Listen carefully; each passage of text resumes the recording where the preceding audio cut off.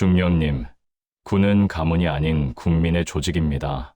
개인의 출신 배경으로 차별하는 것은 군인 정신에 어긋나는 일이죠. 83세 노인의 입에서 나온 이 한마디가 40대 중령을 완전히 얼어붙게 만들었습니다.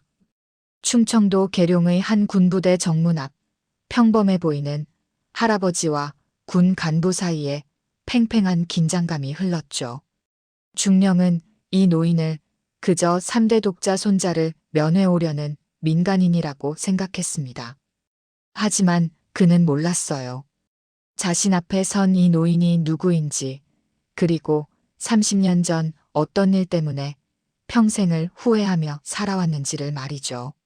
손자 최도윤 이병은 왜 할아버지에게 떨리는 목소리로 지금 당장 끊어야 해요라며 전화를 끊어야 했을까요? 왜 면회 기록이 2번이나 삭제되었고 CCTV는 고장 상태가 되었을까요? 그리고 보급창고 이중바닥에서 발견된 현금 다발과 비리 장부의 정체는 무엇이었을까요? 최경필 예비역 대장이 30년간 가슴에 품고 살아온 김영수 이병의 군번줄과 지금 손자에게 벌어지고 있는 일 사이에는 어떤 연관이 있는 것일까요? 대체 무슨 일이 벌어진 것인지 지금 바로 그 전말을 알아보겠습니다. 잠깐만요. 혹시 지금 어디서 듣고 계신가요? 구독과 좋아요 미리 눌러주시면 건강하고 행복한 기운 듬뿍 받으실 거예요. 강원도 화천의 새벽 5시 첫서리가 마당의 감나무 잎 위에 하얗게 내려앉은 11월의 아침이었습니다. 83세의 최경필은 손때 묻은 라디오의 다이얼을 조심스럽게 돌리며 하루를 시작했죠. KBS 제1라디오에서 흘러나오는 조국을 위해 몸과 마음을 바치리라는 군가가 10평. 남짓한 작은 거실을 채웠습니다. 40년 넘게 들어온 그 선율이었지만 오늘따라 가사 하나하나가 가슴 깊숙이 파고드는 것 같았어요. 경필의 거실 벽에는 3장의 사진이 나란히 걸려 있었습니다. 왼쪽은 1962년 육사를 졸업하던 날 촬영한 자신의 젊은 모습이었어요. 22세의 패기 넘치는 얼굴에 소위 계급장이 햇빛에 반짝이고 있었죠. 가운데는 아들 준수가 대령으로 전역하던 날의 사진이었습니다. 아버지와 아들이 나란히 서서 경례하는 모습이 담겨 있었어요. 그리고 오른쪽은 석 달 전 막 입대한 손자 최도윤 이병의 모습이었습니다. 19세의 맑은 눈빛이 할아버지를 향해 환하게 웃고 있었죠. 경필의 하루는 언제나 조용하고 규칙적이었어요. 오전 6시 정각 기상, 찬물로 세수한 후 15분간의 맨몸 체조, 그리고 혼자서 차린 간소한 아침 식사. 부인이 세상을 떠난 지 5년, 아들 내외가 서울로 이사간 지 3년이 흘렀지만 그는 여전히 군인다운 생활을 유지하고 있었습니다. 오늘도 어김없이 오전 8시에는 동네 문방구에서 조선일보를 사왔어요. 일면부터 천천히 읽어가면서 세상 돌아가는 이야기에 귀를 기울였죠. 요즘 젊은이들은 모두 스마트폰으로 뉴스를 본다지만 경필에게는 여전히 종이신문이 더 친숙했습니다. 하지만 오늘은 뭔가 달랐어요. 아침부터 가슴 한편이 묘하게 무거웠거든요. 마치 비 오기 전 무릎이 쑤시는 것처럼 오랫동안 군 생활을 한 사람만이 갖는 특별한 직감이 그를 불안하게 만들고 있었습니다. 점심을 먹고 난 후 경필은 서재로 들어가 오래된 사진첩을 펼쳤어요. 그 안에는 지난 40년간의 군 생활이 고스란히 담겨 있었습니다. 젊은 시절 동기들과 함께 찍은 사진, 각종 훈련과 작전 사진들, 그리고 1992년 겨울의 그 사진도 있었죠. 보급창고 앞에서 찍은 한 장의 사진. 거기에는 김영수 이병이 환하게 웃으며 서 있었어요. 20살의 순진한 얼굴이었습니다. 하지만 그 사진이 찍힌 지 일주일 후 그 병사는 세상을 떠났죠. 공식적으로는 훈련 중 사고사였지만 경필은 사진첩을 덮고 깊은 한숨을 쉬었습니다. 오후 3시 10분 거실의 검은색 전화기가 울렸어요. 할아버지. 수화기 너머로 들려온 목소리는 분명 도윤의 것이었습니다. 하지만 평소의 밝고 경쾌한 톤과는 확연히 달랐어요. 무언가에 짓눌린 듯 무겁고 미묘하게 떨리고 있었습니다. 그래, 도윤아. 부대 생활은 어떠냐? 많이 힘들지? 경필은 최대한 밝은 목소리를 내려고 노력했습니다. 하지만 수십 년간 부하들을 지휘해온 그의 귀에는 도윤의 목소리에 담긴 두려움이 선명하게 들리고 있었어요. 할아버지, 전 괜찮습니다. 그냥 부대 생활이 생각보다 힘들어서요. 힘들다고? 어떻게 힘들다는 거냐? 그때 배경에서 이상한 소음이 들리기 시작했어요. 금속이 바닥에 떨어지는 소리, 누군가의 거친 구령 소리, 그리고 억압된 신음소리까지.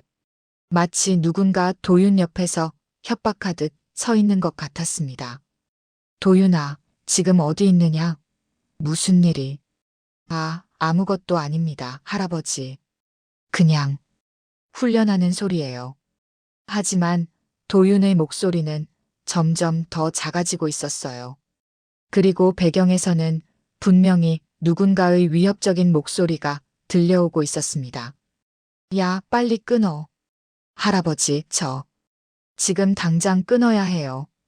다음에 다시. 뚝. 전화가 끊어진 후 경필은 한동안 수화기를 든 채 서 있었습니다. 시계 바늘이 똑딱거리는 소리만이 조용한 거실에 울려 퍼졌어요. 40년간 수많은 위기 상황을 겪어본 그의 직감이 강하게 경보를 울리고 있었습니다. 무언가가 심각하게 잘못되었다는 것을 말이죠. 경필은 서재로 가서 오래된 서랍을 열었어요. 맨 아래 칸에는 오랫동안 봉인해 두었던 서류들이 있었습니다. 그 중에서 누렇게 바랜 보고서 한 장을 꺼냈어요. 1992년 12월 15일자 보급창고 실탄 유출 사건 최종 보고서였습니다. 김영수 이병 훈련 중 실족으로 인한 사고사로 최종 결론 지음. 유가족에게는 순직으로 처리하여 보상금 지급. 사건 관련자들에 대해서는 구두주의 조치. 그리고 결재란에는 당시 연대장이었던 자신의 도장이 선명하게 찍혀 있었습니다. 하지만 경필은 알고 있었어요. 김영수 이병의 죽음이 단순한 사고가 아니었다는 것을. 그 병사는 보급 창고에서 벌어지는 비리를 목격했고 그 때문에 목숨을 잃었던 것이죠. 당시 경필은 젊은 대령이었습니다. 연대장으로서 부대의 명예를 지키는 것이 최우선이라고 생각했어요. 한 병사의 죽음보다는 조직의 안정이 더 중요하다고 판단했던 거죠. 하지만 그 선택은 30년간 그의 가슴을 짓누르는 무거운 돌이 되었습니다. 경필은 보고서를 다시 서랍에 넣고 벽에 걸린 도윤의 사진을 바라봤어요. 19세의 맑은 눈빛이 자신을 똑바로 응시하고 있었습니다. 마치 할아버지, 이번에는 어떻게 할 거예요? 라고 묻는 것 같았어요. 이번엔 다르다. 경필의 목소리가 조용한 거실에 울려 퍼졌습니다. 그의 손이 주먹을 쥐었어요. 이번엔 절대 침묵하지 않겠다. 그는 전화기를 들고 114번에 전화를 걸었습니다. 청룡 13전 수련대 번호 좀 알려주세요. 밤이 깊어갔지만 경필의 마음속에서는 이미 새로운 전쟁이 시작되고 있었습니다. 30년 전 잃었던 명예를 되찾기 위한, 그리고 손자를 지키기 위한 마지막 전투 말이에요. 이틀 후 새벽 5시 경필은 여행 가방을 챙기며 집을 나섰습니다. 충청도 계룡에 위치한 청룡 13전 수련대까지는 고속버스로 4시간이 걸렸어요. 평소 같으면 아들에게 차를 부탁했겠지만 이번만큼은 혼자 해결하고 싶었습니다. 버스 안에서 경필은 계속해서 도윤과의 마지막 통화를 떠올렸어요. 그 떨리는 목소리, 배경의 위협적인 분위기, 그리고 급작스럽게 끊어진 전화. 모든 것이 30년 전 김영수 입영 사건과 너무나 흡사했습니다. 오전 10시, 경필은 청룡 13전 수련대 정문에 도착했어요.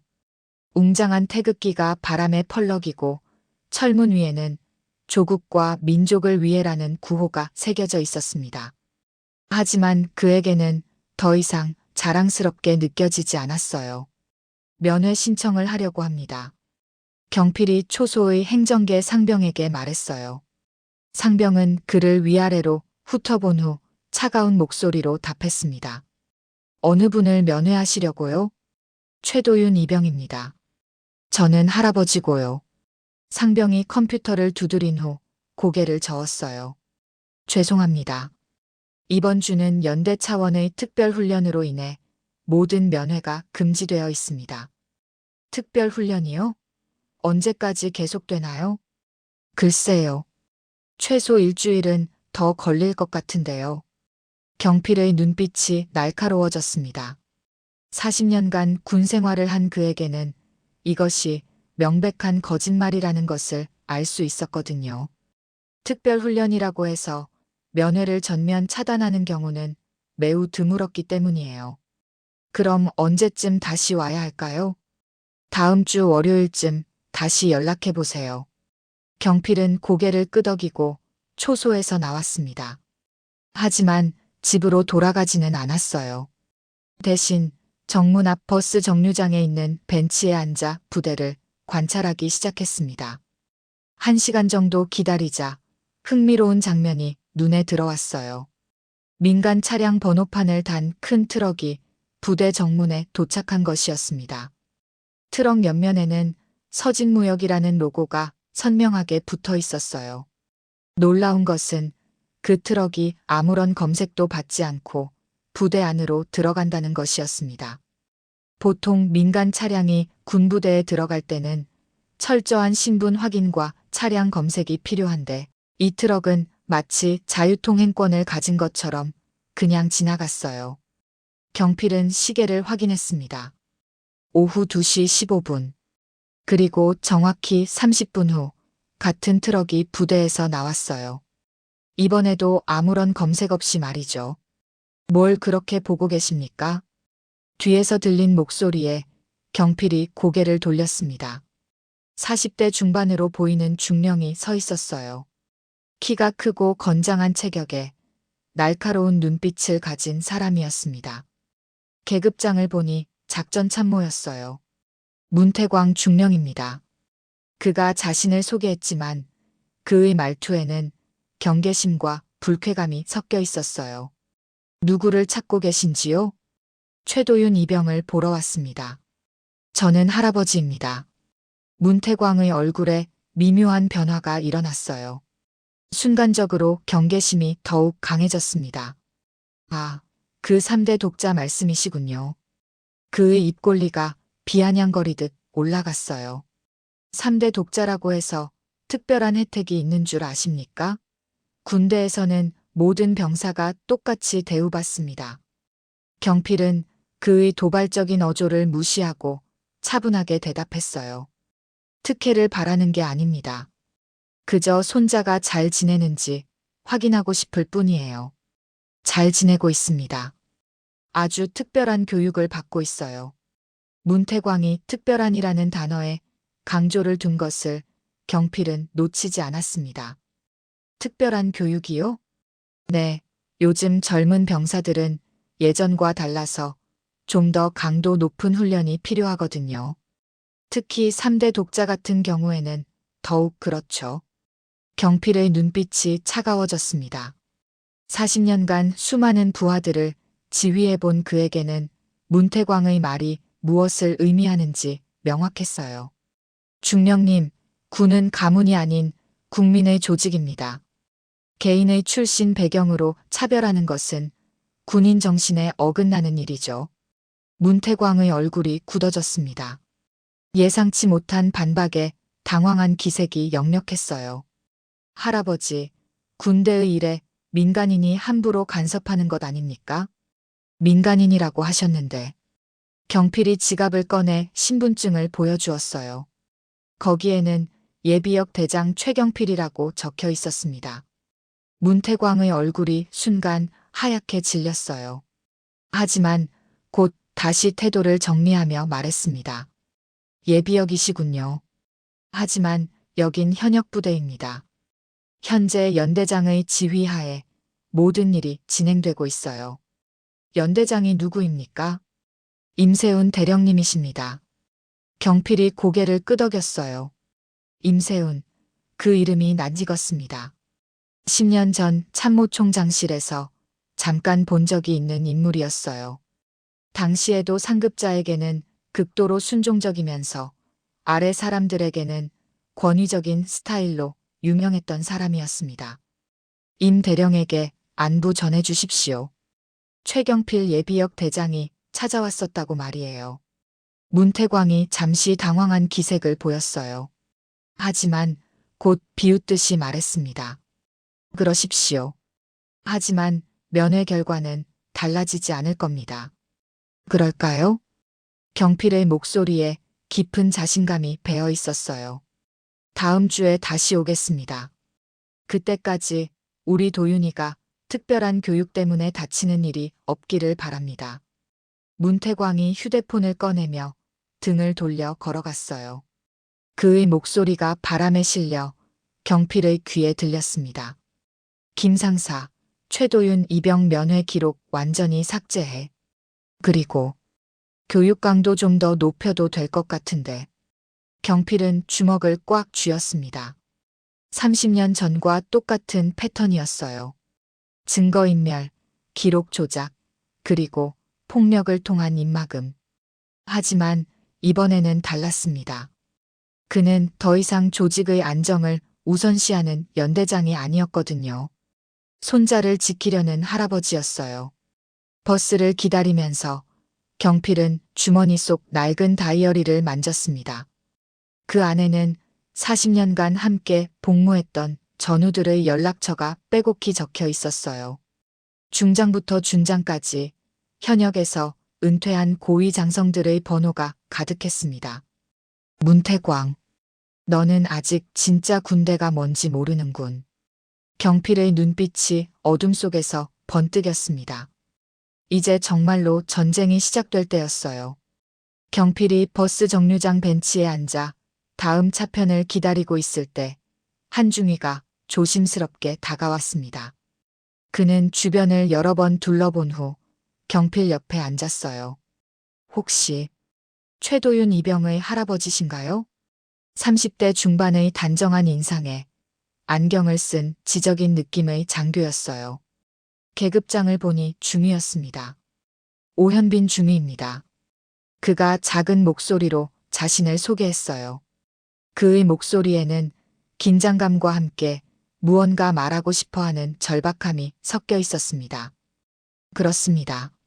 저는 도윤이의 할아버지입니다. 잠시 조용한 곳에서 말씀드리고 싶은 게 있습니다.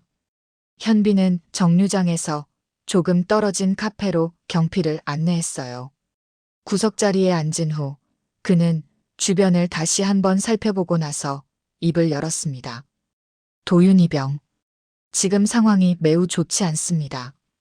그의 첫마디가 경필의 가슴을 철렁하게 만들었어요. 어떻게 좋지 않다는 건가요? 먼저 면회 기록이 지난 일주일 동안 2번이나 삭제됐어요. 정상적인 절차라면 있을 수 없는 일입니다. 현빈이 작은 노트를 꺼내 보여주었어요. 거기에는 면회 신청과 취소 내역이 손글씨로 적혀 있었습니다. 11월 5일 오후 2시, 면회 신청 -11월 5일 오후 4시, 시스템에서 기록 삭제. 11월 7일 오전 10시, 재신청 -11월 7일 오후 1시, 다시 삭제. 왜 이런 일이 벌어지는 건가요? 그것뿐만이 아닙니다. 3분대 생활관 CCTV가 지난주부터 고장 상태예요. 그리고 행정반의 특정 파일들도 사라졌고요. 현빈의 목소리가 더욱 낮아졌어요. 저는 3년 전까지 사단 감찰실에서 근무했습니다. 이런 패턴, 의도적인 은폐 작업의 전형적인 모습이에요. 경필의 눈빛이 날카로워졌습니다. 은폐하려는 게 무엇인지 아십니까? 확실하지는 않지만 보급 창고 쪽에서 이상한 일들이 벌어지고 있는 것 같아요. 그리고 도윤 이병이 그걸 목격했을 가능성이 높습니다. 현빈이 담배를 꺼내 불을 붙이며 계속 말했어요. 그의 손이 미세하게 떨리고 있었습니다. 문태광 중령. 그 사람은 위험합니다. 자신의 권력을 유지하기 위해서라면 뭐든 할 수 있는 사람이에요. 왜 이런 얘기를 저에게 하는 건가요? 저도 3년 전에 비슷한 일을 겪었거든요. 현빈의 목소리가 잠시 떨렸어요.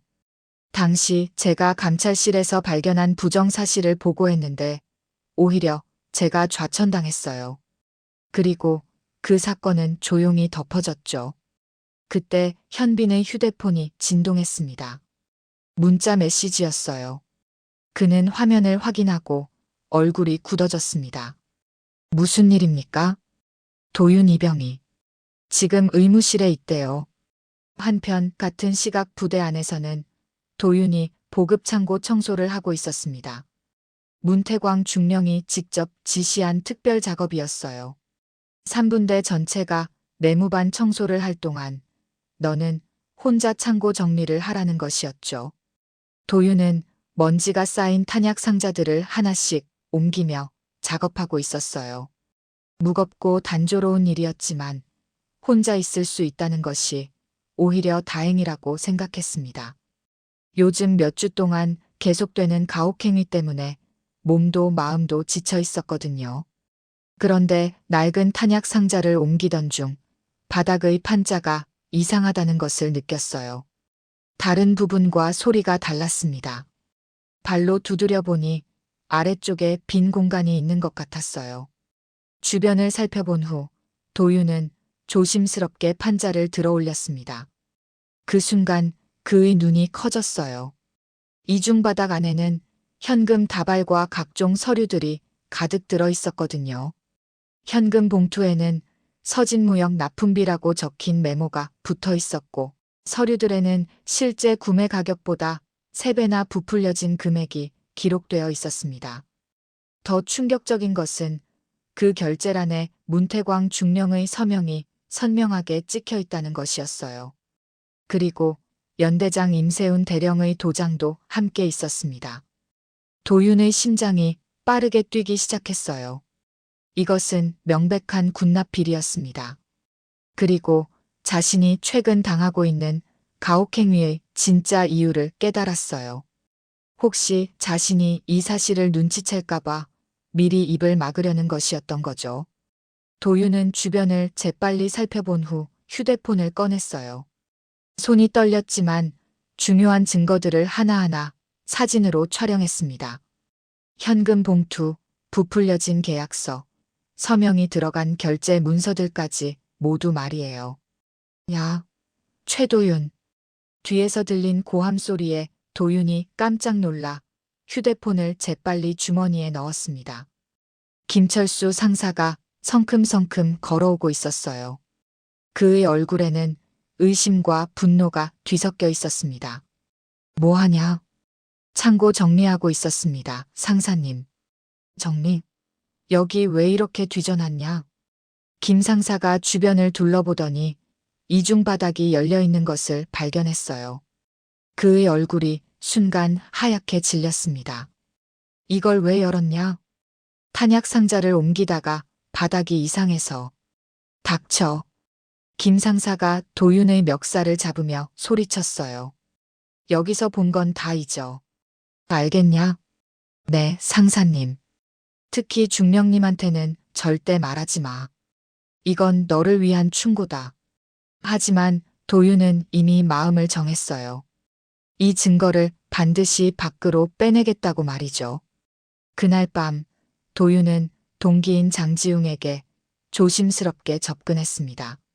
지웅은 같은 고향 출신으로 입대 전부터 알고 지내던 친구였어요. 지웅아, 잠깐만. 왜? 무슨 일이야? 도윤이 작은 쪽지를 건넸습니다. 그 안에는 USB와 함께 손으로 쓴 메모가 들어 있었어요. 만약 내가 연락 못하게 되면 이 번호로 전화해줘. 우리 할아버지야. 지웅이 쪽지를 펼쳐보니 전화번호와 함께 최경필이라는 이름이 적혀 있었어요. 형, 이게 대체 뭐야? 왜 이런 걸 주는 거야? 보험이야. 혹시 모르니까. 도윤의 목소리는 평소와 달리 무겁고 진지했어요. 지금까지 나한테 벌어진 일들. 전부 이유가 있었던 것 같아. 그리고 이제 그 이유를 알 것 같고. 무슨 소리야? 무서운 말 하지 마. 지웅아, 우리 군대 온 이유가 뭐야? 나라를 지키려고? 맞아. 하지만 나라를 좀먹는 벌레들도 있어. 그리고 그런 벌레들을 그냥 두고 볼 수는 없잖아. 지웅은 도윤의 진지한 표정을 보며 고개를 끄덕였어요. 비록 정확히 무슨 일인지는 몰라도 친구가 뭔가 큰 결심을 한다는 것은 느낄 수 있었거든요. 카페에서 현빈 중위는 경필에게 말했어요. 대장님, 준비가 필요합니다. 지금 당장 움직이면 오히려 도윤 이병만 더 위험해질 수 있어요. 그럼 언제까지 기다려야 합니까? 일주일. 일주일만 기다려주세요. 그동안 제가 내부에서 더 많은 증거를 수집하겠습니다. 현빈이 잠시 말을 멈췄다가 이어갔어요. 하지만 이번엔 절대 실패할 수 없어요. 30년 전처럼. 경필의 눈빛이 흔들렸습니다. 30년 전 김영수 입영 사건. 아시는군요. 네, 감찰실에서 그 파일을 봤습니다. 묻힌 진실들 말이에요. 현빈의 목소리가 더욱 낮아졌어요. 그때도 증거는 있었어요. 하지만 위에서 압력을 넣어서 모든 게 덮어졌죠. 이번에는 달라야 합니다. 경필이 고개를 끄덕였어요. 그는 30년 전의 실수를 반복하고 싶지 않았습니다. 이번에는 반드시 정의를 세우고 싶었어요. 알겠습니다. 일주일 기다리겠습니다. 하지만 도윤이가 더 다치기 전에 꼭 해결해야 해요. 네, 약속드립니다. 두 사람이 카페를 나올 때 저 멀리 부대 쪽에서 구급차 사이렌 소리가 들려왔습니다. 경필과 현빈은 서로를 바라보며 불안한 예감을 느꼈어요. 일주일 후 경필은 다시 청룡 13전 수련대를 찾았습니다. 이번에는 아들 준수와 며느리 은영도 함께였어요. 준수는 예비역 대령으로 아버지의 결정을 지지하며 함께 나서기로 한 것이었습니다. 아버지, 정말 괜찮으실까요? 서울에서 출발하는 차 안에서 준수가 걱정스럽게 물었어요. 30년 전에도 이런 일이 있었잖아요. 그때 아버지가 얼마나 힘들어 하셨는지. 저도 기억해요. 경필은 조용히 창밖을 바라보며 답했습니다. 그래서 더욱 끝까지 가야 한다. 내가 30년 전에 하지 못한 일을 이제라도 해야 해. 부대에 도착하니 놀랍게도 면회가 허가되어 있었어요. 하지만 안내받은 곳은 평소 면회실이 아닌 지하 1층의 작은 공간이었습니다. 유리벽으로 나뉘어진 차갑고 음침한 분위기의 방이었어요. 왜 여기서 면회를 해야 하나요? 은영이 행정계 상병에게 물었지만 상병은 지시받은 대로 할 뿐이라며 대답을 피했습니다. 10분 정도 기다린 후 도윤이 들어왔어요. 하지만 가족들이 본 그의 모습은 충격적이었습니다. 왼쪽 뺨이 퉁퉁 부어 있었고 입술 끝이 터져서 딱지가 앉아 있었어요. 목 부분에도 보라색 멍자국이 선명했습니다. 그리고 무엇보다 그의 눈빛이 완전히 달라져 있었어요. 평소의 밝고 순수한 모습은 온데간데 없고 두려움과 분노가 뒤섞인 표정이었습니다.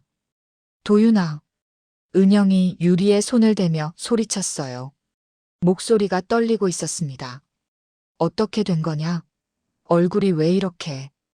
훈련 중에 넘어졌어요, 어머니. 괜찮습니다. 하지만 도윤의 목소리는 평소와 완전히 달랐어요. 기계적이고 감정이 억압된 말투였습니다. 마치 누군가에게 미리 연습한 대답을 하는 것 같았어요. 넘어졌다고? 이게 넘어져서 생긴 상처냐? 준수가 분노를 참으며 물었어요. 군 생활을 20년 이상 한 그에게는 도윤의 상처가 명백한 폭행의 결과라는 것을 알 수 있었거든요. 정말 괜찮습니다, 아버지. 군대에서는 흔한 일이에요. 경필은 조용히 도윤의 눈을 바라봤어요. 그의 시선에서 무언가 간절히 전하고 싶지만 전할 수 없는 메시지를 읽을 수 있었습니다. 도윤아, 할아버지한테 정말 괜찮다고 말할 수 있겠느냐? 네, 할아버지. 도윤의 목소리가 잠시 떨렸어요. 하지만 그는 고개를 끄덕였습니다. 그때였습니다.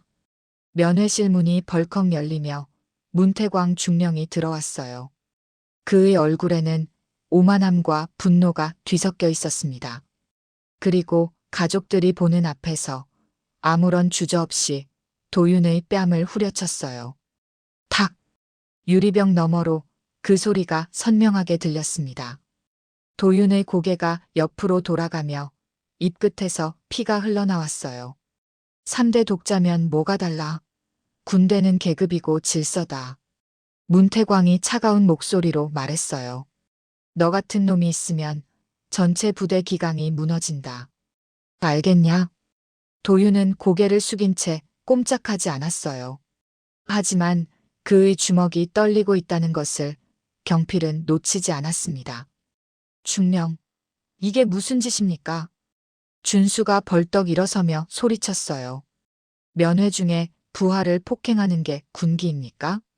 문태광이 비웃으며 준수를 바라봤어요. 예비역이 현역 부대 일에 간섭하는 거요? 여긴 당신들이 아는 그런 부드러운 군대가 아니에요. 은영이 흐느끼며 유리를 두드렸어요. 도윤아, 괜찮냐? 엄마한테 대답해봐. 하지만 도윤은 여전히 고개를 숙이고 있었어요. 문태광의 위협적인 시선 때문에 입을 열 수 없었던 거죠. 경필이 천천히 일어섰습니다. 83세의 노인이었지만 그 순간 그는 40년간 쌓아온 군인의 위엄을 온몸으로 드러내고 있었어요. 중령. 경필의 목소리가 한 옥타브 낮아졌어요. 지하 면회실 전체가 그의 권위에 압도되는 것 같았습니다. 군인의 명예가 뭔지 아십니까? 당연히 알죠.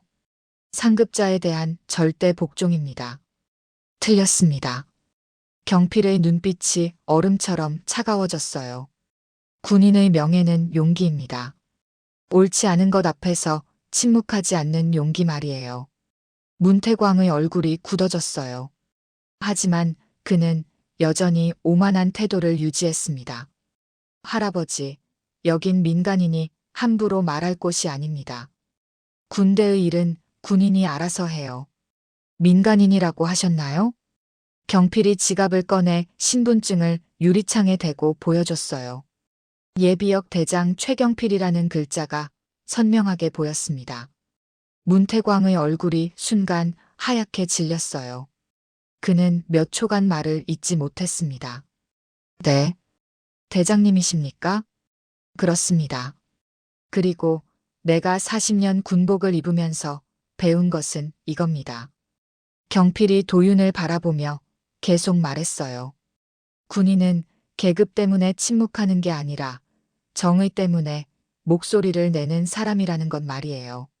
문태광이 당황한 기색을 감추려 애쓰며 말했어요. 하지만 예비역과 현역은 다릅니다. 여긴 제가 책임지는 부대예요. 책임지신다고요? 경필의 목소리에 깊은 분노가 배어 있었어요. 19세 병사를 폭행하는 게 책임지는 겁니까? 면회 기록을 삭제하는 게 책임지는 거예요? 문태광이 깜짝 놀랐어요. 자신들의 은폐 작업을 경필이 알고 있다는 사실에 말이죠. 그런 일은 없었습니다. 없었다고요? 그럼 우리 도윤이 얼굴에 난 상처는 뭡니까? 준수가 끼어들었어요. 군사령부에 공식 신고하겠습니다. 이건 명백한 가혹행위입니다. 문태광이 비웃으며 답했어요. 신고하시죠. 하지만 증거가 있습니까? 여기 CCTV도 없고 당사자는 넘어져서 다쳤다고 말하고 있는데요. 그 순간 도윤이 고개를 들었어요. 그리고 할아버지와 눈을 마주쳤습니다. 경필은 그 눈빛에서 메시지를 읽을 수 있었어요. 할아버지, 제가 증거를 가지고 있어요. 도윤이 아주 작은 목소리로 말했어요. 할아버지, USB. 문태광이 즉시 도윤을 노려봤어요. 뭐라고 했냐? 아무것도 아닙니다, 중령님.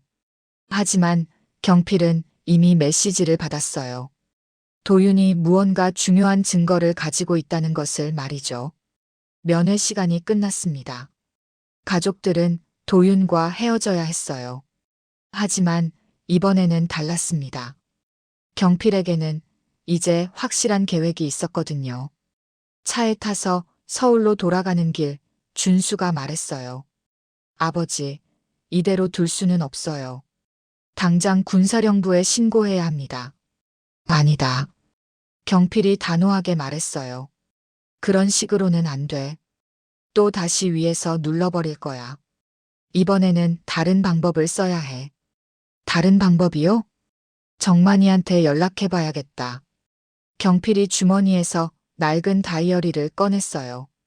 그 안에서 이정만 예비역 대령의 번호를 찾았습니다. 이번에는 위에서부터 아래로 내려가는 거야. 30년 전과는 반대로 말이지.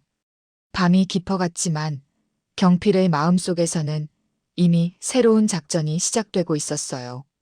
그날 밤 11시 경필은 화천의 자택에서 이정만에게 전화를 걸었습니다. 정만아, 나야. 경필이. 형님. 이렇게 늦게 무슨 일이세요? 이정만은 헌병사령부에서 30년간 복무하며 예비역 대령으로 전역한 경필의 오랜 전우였어요. 현재는 국가보훈처에서 고문으로 일하고 있으면서 현역 장성들과의 인맥도 여전히 유지하고 있었습니다. 지금 청룡 13년대가 완전히 썩어 있어. 손자가 거기서 고생하고 있는데 경필이 지난 일주일간 벌어진 일들을 자세히 설명했어요.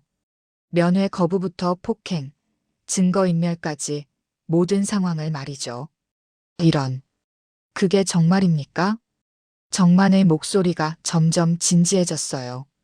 보급 비리까지 연결되어 있어. 그리고 30년 전 김영수 이병 사건과 똑같은 패턴이야. 전화 너머로 깊은 한숨이 들렸어요. 형님, 그때 그 일 때문에 얼마나 고생하셨는지. 저도 기억합니다. 그래서 이번에는 절대 그냥 넘어갈 수 없어. 정만아, 내가 도와줘야 해. 어떻게 도와드릴까요? 합참에 직접 연결해 줄 수 있겠냐? 조용한 방법으로 말이야. 이정만이 잠시 생각에 잠겼어요. 김철수 중장님. 지금 합참 감찰부장이신데 저와 개인적으로 친분이 있습니다. 한번 연락해 볼게요. 고맙다. 하지만 조심해야 해. 연대 쪽에서 미리 눈치채면 증거를 다 없애버릴 거야. 알겠습니다. 내일 새벽에 연락드릴게요. 다음 날 새벽 5시 정만에게서 전화가 왔습니다. 형님, 준비됐습니다. 어떻게 된 거냐? 김 중장님께서 직접 움직이기로 하셨어요. 합참 감찰부에서 특별조사팀을 꾸릴 겁니다. 언제? 내일 아침 7시에 헬기로 직접 가시겠대요. 형님도 현장에 계세요. 경필의 눈빛이 번뜩였어요. 알겠다. 정말 고맙다, 정만아. 형님, 이번에는 끝까지 가는 거죠? 그래. 30년 전의 실수를 반복하지 않을 거야. 다음 날 오전 6시 30분, 경필은 청룡 13년대 인근 야산에서 대기하고 있었어요. 오현빈 중위도 함께였습니다. 현빈은 전날 밤 경필에게 연락을 받고 나왔던 거죠. 대장님, 정말 오늘 끝날까요? 끝낼 거야. 반드시. 경필의 목소리에는 흔들림이 없었어요. 오전 7시 정각. 동쪽 하늘에서 헬기 3대가 나타났습니다. 검은색 군용 헬기들이 비자 편대를 이루며 청룡 13년대 상공으로 날아오고 있었어요. 아침 햇살에 반짝이는 헬기들의 모습은 마치 정의의 사자들이 강림하는 것 같았습니다. 첫 번째 헬기에서는 별 셋이 달린 중장이 내렸어요. 김철수 합참 감찰부장이었습니다. 두 번째 헬기에서는 별 둘의 소장, 세 번째 헬기에서는 별 하나의 준장이 내렸어요. 총 20여 명의 감찰요원들이 함께였습니다. 부대 전체가 비상 상황에 빠졌어요. 연병장의 비상종이 울리며 전 장병이 집합했습니다.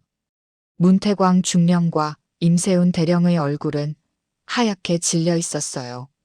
경필이 헬기 착륙장으로 걸어가자 김철수 중장이 정중하게 인사했어요. 최경필 예비역 대장님이십니까? 그렇습니다. 합참 감찰부 조사관 김철수 중장입니다. 신고를 접수했습니다. 김 중장의 목소리는 단호했어요.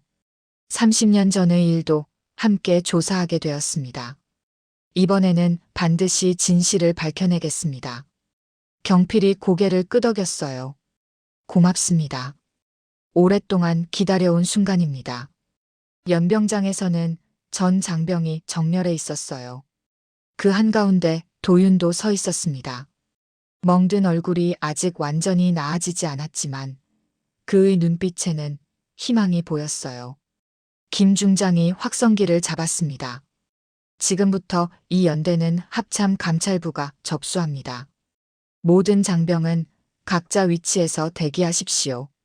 조사에 적극 협조하시기 바랍니다. 연병장이 숨죽인 듯 조용해졌어요. 문태광 중령이 떨리는 목소리로 다가왔어요. 중장님, 이건 내부 문제입니다.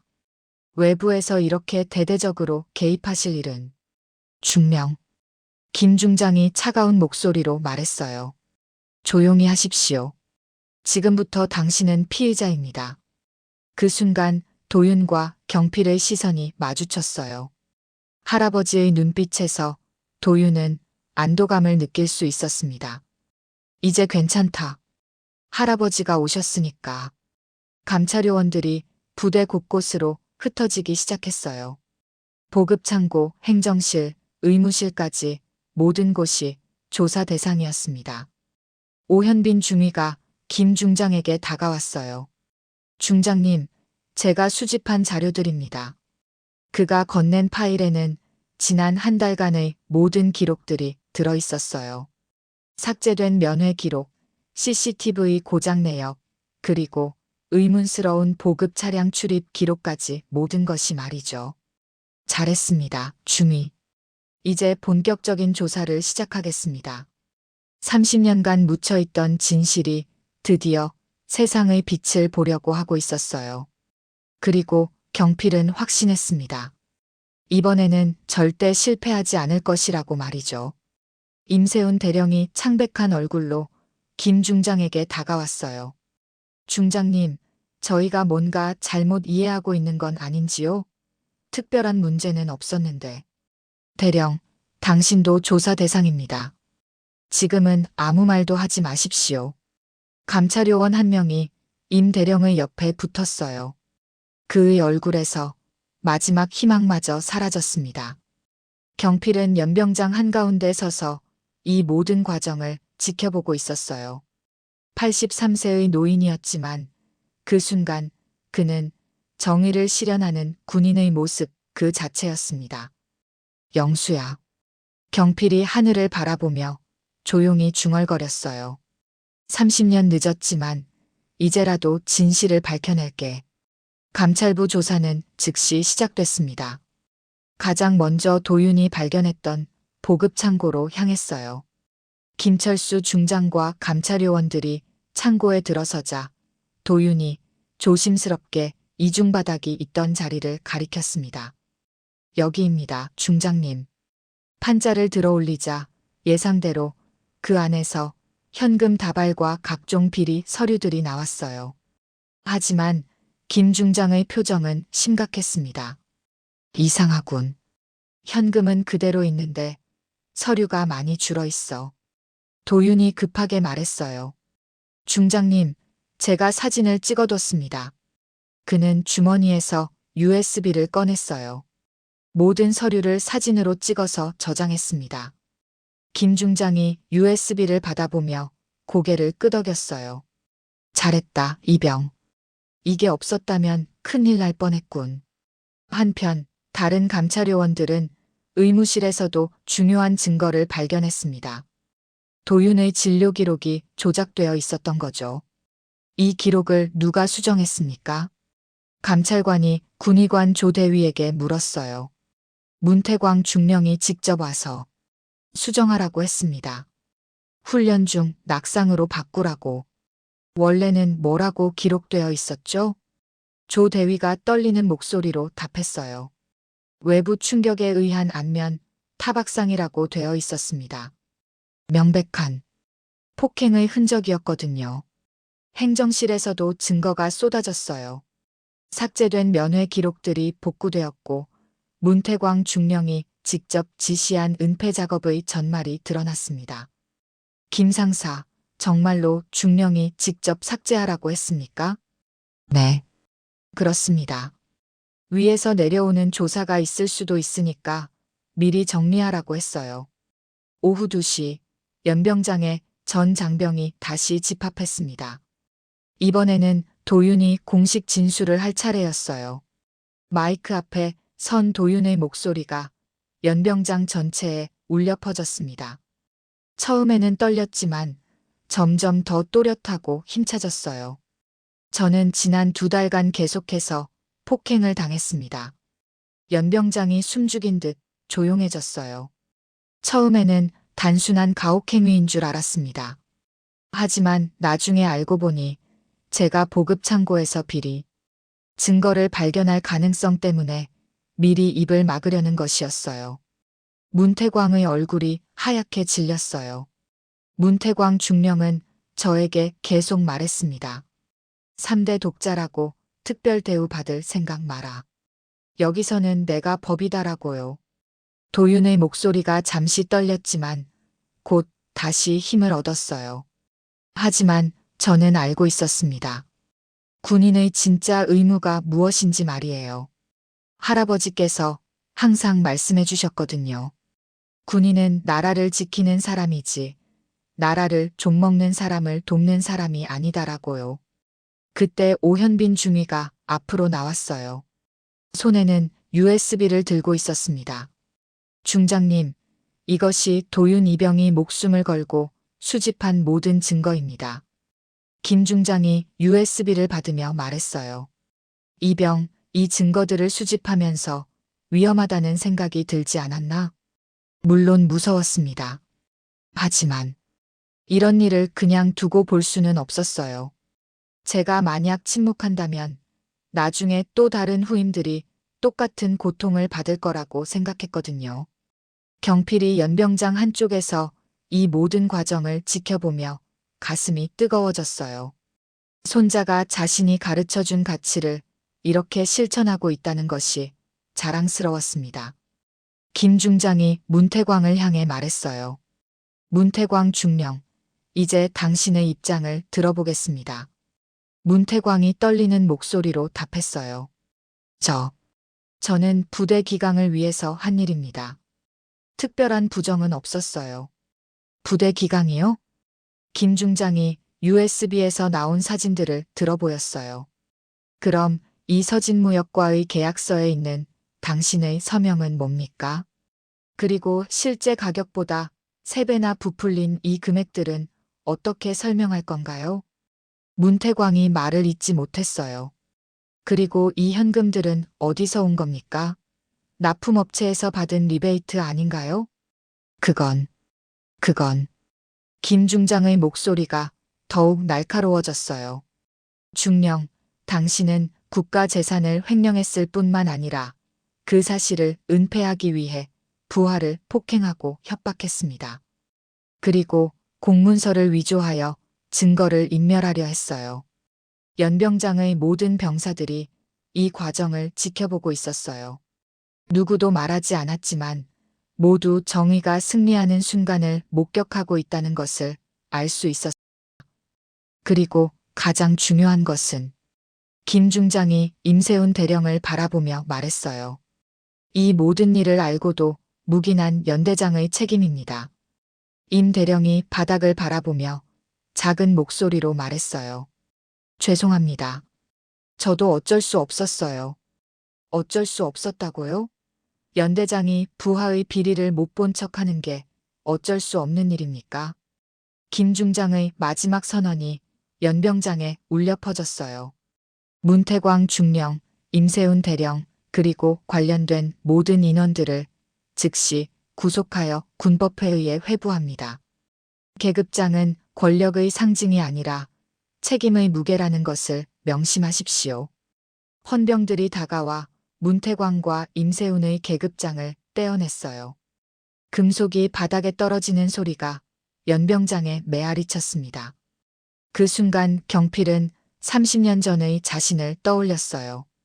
김영수 이병의 죽음 앞에서 침묵했던 그 순간을. 하지만 이번에는 달랐습니다. 정의가 승리했어요. 조사가 진행되는 동안 김철수 중장은 경필과 함께 부대 지하의 기록 보관실로 향했습니다. 30년 전 사건의 진실을 밝혀내기 위해서였어요. 대장님, 1992년 김영수 이병 사건 자료가 여기 있다고 하셨죠?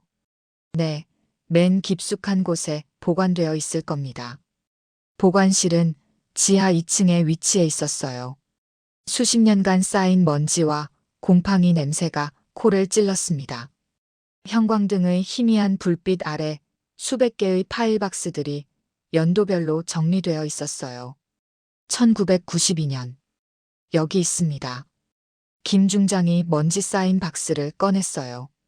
그 안에는 김영수 이병 사고사 보고서가 다른 서류들과 함께 들어 있었습니다. 경필이 그 보고서를 받아들 때 손이 떨렸어요. 30년간 가슴속에 묻어두었던 죄책감이 한꺼번에 밀려왔거든요. 사고 경위 1992년 12월 15일 오후 3시 김영수 이병이 보급창고 옥상에서 훈련 중 실족하여 추락. 즉시 의무대로 후송하였으나 뇌출혈로 사망함. 하지만 보고서 뒤쪽에 붙어있던 작은 메모지가 그들의 눈길을 끌었어요. 실제로는 불법 납품을 목격한 후 폭행당함. 하지만 부대 명예와 조직 안정을 위해 사고사로 처리함. 마이너스 최경필 연대장. 김 중장이 경필을 바라봤어요. 대장님, 이게 정말 당시 상황입니까? 경필의 눈에 눈물이 맺혔어요. 그렇습니다. 내가 그 병사를 2번 죽였습니다. 한 번은 진실을 외면함으로, 또 한 번은 거짓으로 덮음으로써. 그때 보관실 문이 열리며 한 노인이 들어왔어요. 헌병들이 호송하고 있었지만 그에게 할 말이 있다며 요청했던 것이었습니다. 문태광이었어요. 대장님, 제가 할 말이 있습니다. 김 중장이 허락하자 문태광이 입을 열었어요. 30년 전, 제 아버지도 그 사건에 연루되었었죠? 경필이 고개를 끄덕였어요. 문희철 중령. 당시 보급과장이었습니다. 네, 아버지는 평생 그 일을 자랑스럽게 여겼어요. 문태광의 목소리에 복잡한 감정이 섞여 있었어요. 조직을 위해 개인을 희생시킨 것, 위에서 시키는 대로 묵묵히 따른 것을 말이에요. 그리고 저에게도 그런 식으로 살라고 가르쳤죠. 그래서 당신도 같은 길을 택한 겁니까? 처음에는 아니었어요. 하지만 군대에서 승진하려면, 살아남으려면 그렇게 할 수밖에 없더라고요. 문태광이 바닥을 바라보며 계속 말했어요. 아버지가 자주 하던 말이 있어요. 군대에서는 묻지도 따지지도 말고 시키는 대로만 하면 된다. 그것이 조직을 위한 일이다라고요. 경필이 말했어요. 그건 핑계입니다. 당신은 선택할 수 있었어요. 옳은 길과 쉬운 길 중에서 말이죠. 쉬운 길. 문태광이 쓰게 웃었어요. 네, 맞습니다. 저는 계속 쉬운 길만 택했어요. 상급자에게 복종하고 아래 사람들을 누르고 문제가 생기면 덮어버리고 김 중장이 끼어들었어요. 하지만 그 결과가 이겁니다. 30년 전과 똑같은 일이 반복된 거예요. 썩은 뿌리는 썩은 열매를 맺는다고 했던가요? 경필의 목소리가 무겁게 울렸어요. 하지만 이제는 다릅니다. 도윤이는 당신과 다른 선택을 했어요. 위험을 무릅쓰고라도 진실을 지키는 선택을 말이죠. 문태광이 헌병들과 함께 끌려나간 후 경필은 혼자 보관실에 남았어요. 김 중장도 조용히 나가며 그에게 시간을 주었습니다. 경필은 주머니에서 낡은 군번줄을 꺼냈어요. 30년간 간직해온 김영수 이병의 것이었습니다. 영수야, 정말 미안하다. 그의 목소리가 조용한 보관실에 울려 퍼졌어요. 내가 너를 지켜주지 못했어. 아니, 지켜주려 하지도 않았지. 조직이 더 중요하다고 생각했거든. 군번줄을 손에 쥔 채 경필은 30년 전을 떠올렸어요. 젊은 연대장이었던 자신, 부대의 안정을 최우선으로 생각했던 그때의 모습을 말이죠. 하지만 이제 알았어. 진짜 부대의 명예는 문제를 덮는 데서 오는 게 아니라 잘못을 바로잡는 데서 오는 거라는 걸 말이야. 경필이 천천히 일어서며 마지막으로 말했어요. 30년이나 늦었지만 이제라도 진실을 밝혀낼게. 그리고 내 군번줄을 어머니께 돌려드릴 거야. 보관실을 나서며 경필은 김 중장에게 말했어요. 중장님, 김영수 이병 사건도 공식적으로 재조사해 주십시오. 이번 기회에 모든 진실을 밝혀야 합니다. 물론입니다, 대장님. 30년 전의 잘못도 바로잡겠습니다. 그날 밤 경필은 김영수 이병의 고향으로 가는 버스에 몸을 맡겼어요. 마침내 오랫동안 갚지 못했던 빚을 갚을 때가 온 것이었습니다. 일주일 후 청룡 13년대 연병장에서는 전 장병이 참석한 가운데 공식 발표가 있었습니다. 김철수 중장이 단상에 올라 마이크를 잡았어요. 합참 감찰부 조사 결과를 발표하겠습니다. 연병장이 숨죽인 듯 조용해졌어요. 문태광 중령은 군납비리, 부하 폭행, 공문서, 위조 등의 혐의로 군법회의에 회부됩니다. 또한 임세훈 대령은 부대장으로서의 감독 소홀과 사건 은폐 혐의로 같이 회부됩니다. 박수 소리가 연병장을 가득 채웠어요. 특히 젊은 병사들의 박수가 유독 컸습니다. 관련된 행정장교와 상급 부사관들도 징계 처분을 받게 됩니다. 그리고 김 중장의 목소리가 더욱 엄숙해졌어요. 30년 전 김영수 이병 사건도 공식적으로 재조사하여 명예를 회복시켜드릴 예정입니다. 경필이 연병장 한쪽에서 이 모든 과정을 지켜보며 깊은 감회에 젖어 있었어요. 마침내 30년간의 무거운 짐을 내려놓는 기분이었습니다. 도윤 이병은 새로운 부대로 전속됩니다. 헌병 때 보조병으로서 이런 일들을 방지하는 역할을 맡게 됩니다. 도윤이 새로운 부대 발령을 받는 것을 본 경필은 뿌듯함을 느꼈어요. 손자가 자신의 용기로 더 큰 책임을 맡게 된 것이 자랑스러웠거든요. 며칠 후 서울 용산의 전쟁기념관에서는 퇴역군인회가 주최하는 특별 포럼이 열렸습니다. 주제는 군인의 명예와 책임이었어요. 경필이 주 연사로 초청받았습니다. 넓은 강당에는 수백 명의 예비역 장성들과 퇴역 군인들이 참석했어요. 또한 현역 간부들과 군사학을 전공하는 대학생들도 많이 와 있었습니다. 경필이 연단에 올라섰어요. 잠시 참석자들을 둘러본 후 그는 조용하지만 힘있는 목소리로 말하기 시작했습니다. 제가 오늘 여러분께 하고 싶은 말은 간단합니다. 그의 목소리가 강당 전체에 명확하게 울려 퍼졌어요. 군복은 사람 위에 있는 것이 아니라 국민 앞에 있는 것입니다. 강당 안이 고요해졌어요. 30년 전 저는 한 병사의 죽음 앞에서 침묵했습니다. 조직을 지킨다는 명목으로 말이죠.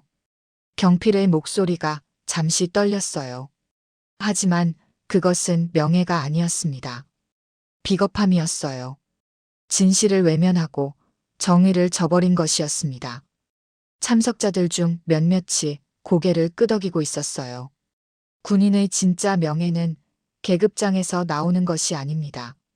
옳지 않은 일 앞에서 목소리를 내는 용기에서 나오는 것이죠. 이번에 제 손자 도윤이가 보여준 것이 바로 그런 용기였습니다. 19세의 어린 병사가 위험을 무릅쓰고 진실을 지켜낸 것 말이에요. 박수가 터져 나왔어요. 특히 젊은 장교들의 박수가 열렬했습니다. 우리는 후배들에게 무엇을 가르쳐야 할까요? 상급자에게 무조건 복종하라는 것일까요? 아니면 정의를 지키는 용기를 가지라는 것일까요? 경필의 목소리가 더욱 힘차졌어요. 저는 이렇게 말하고 싶습니다. 진정한 군인은 명령에 복종하는 사람이 아니라 옳은 일을 위해 싸우는 사람이라고 말이죠. 연설이 끝난 후 경필은 한 곳으로 향했습니다. 경기도의 작은 시골 마을, 김영수 이병의 고향이었어요. 오래된 한옥집 앞에서 80세가 넘은 어머니가 그를 기다리고 있었습니다. 30년간 아들의 진실을 기다려온 분이었어요. 어머니, 정말 늦었습니다. 경필이 군번줄을 어머니 손에 조심스럽게 올려드렸어요. 어머니의 주름진 손이 그것을 받아들 때 30년간 참아온 눈물이 흘러내렸습니다. 이제야 우리 영수가 집에 돌아왔네요. 고맙습니다, 장군님. 우리 영수가 정말 살아 돌아온 것 같아요. 아닙니다, 어머니. 고마워해야 할 사람은 저예요. 영수가 저에게 가르쳐 준 것이 더 많거든요. 어머니가 군번줄을 가슴에 꼭 안으며 말했어요. 우리 영수도 하늘에서 기뻐할 거예요. 자신 때문에 고생하신 장군님이 이렇게 용기를 내주셔서 말이에요. 해가 지고 있었어요. 경철이 집으로 돌아가는 길에 도윤에게 전화를 걸었습니다. 도윤아, 새 부대는 어떠냐? 네, 할아버지. 정말 좋습니다. 여기서는 정의롭게 일할 수 있어요. 다행이다. 앞으로도 계속 용기 있는 군인이 되거라. 네, 할아버지. 절대 침묵하지 않겠습니다. 할아버지가 가르쳐 주신 대로요. 그래, 잘했다. 경필의 목소리에 깊은 만족감이 배어 있었어요. 도윤아, 기억해라. 군인의 명예는 침묵에서 나오는 것이 아니라 용기에서 나온다는 것을. 강원도 화천의 밤이 깊어갔습니다. 경필은 거실에 걸린 세 장의 사진을 바라봤어요. 자신의 젊은 시절, 아들 준수의 저녁식, 그리고 손자 도윤의 환한 미소. 이제 이 세 장의 사진 모두가 자랑스러워 보였습니다. 특히 도윤의 사진은 더욱 빛나 보였어요. 그 안에는 정의를 위해 싸운 진정한 군인의 모습이 담겨 있었거든요. 라디오에서는 여전히 군가가 흘러나오고 있었어요. 하지만 이제 그 가사가 다르게 들렸습니다. 정의를 위해 몸과 마음을 바치리라. 침묵은 끝났고 명예는 복원되었습니다. 그리고 새로운 세대가 더 용기 있는 군인으로 자라날 수 있는 길이 열렸어요. 경필은 창밖 별들을 바라보며 조용히 말했습니다. 영수야, 이제 정말 편히 쉬어라. 그리고 고맙다. 내가 있었기에 내가 진짜 용기를 배울 수 있었어. 그렇게 또 하나의 긴 하루가 저물어 갔습니다. 하지만 이번에는 후회가 아닌 희망으로 가득한 밤이었어요.